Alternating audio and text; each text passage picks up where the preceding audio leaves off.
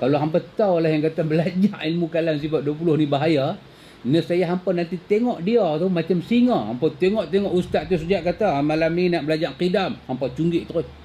Pi pasal malam ah. Rupanya kadang-kadang pi pasal malam bagus juga Pak Amir. Kadang-kadang pi pasal malam. Kalau di masjid duk pi mengaji ni malam ni kita nak belajar apa dia? Kaunuhu. Ikut saya kaunuhu. Semua kaya kaunuhu.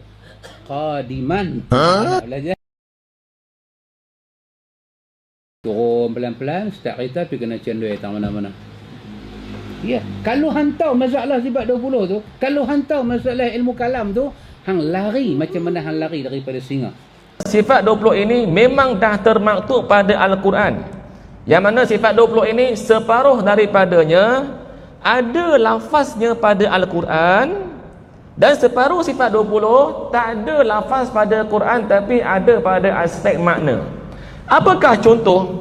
Kalau orang tanya mana bukti yang menunjukkan bahawasanya Allah telah menerangkan sifat 20 pada Al-Quran, iaitu kita dah sebut tadi, dalam Quran memang dah ada sifat 20 sama ada pada aspek lafaz maupun makna.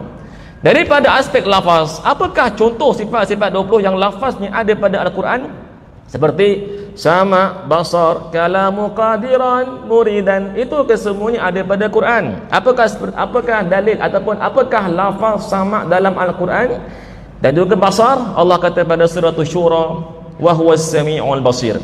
Nampak? Lafaz sama, sami', basar, basir ada pada Quran. Dan juga lafaz lain seperti kudrah. Apakah ada lafaz kudrah dalam Quran? Ada. Allah Ta'ala berfirman wa huwa ala kulli syai'in qadir. Juga lafaz hayyun. Adakah tidak pada Quran lafaz hayyun? Hayy, hidup. Ada pada ayat kursi, Allahu la ilaha illa huwal hayy. Juga seperti lafaz kalam. Adakah tidak lafaz kalam pada Quran? Ada.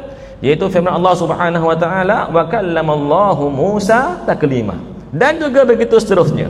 Sebahagian sifat 20 memang lafaznya ada pada Quran. Dan sebahagian sifat 20 yang kedua, lafaznya tidak ada pada Quran tapi ada pada aspek makna.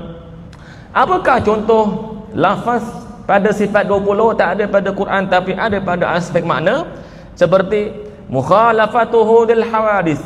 Kalau kita buka Quran, kita carilah semua Quran, takkan kita jumpa perkataan mukhalafatuhu lil hawadis. Tetapi sekalipun lafaz tak ada tetapi ada pada aspek makna. Apakah yang semakna seerti dengan mukhalafatuhu lil hawadis? Iaitulah firman Allah Subhanahu wa taala, laisa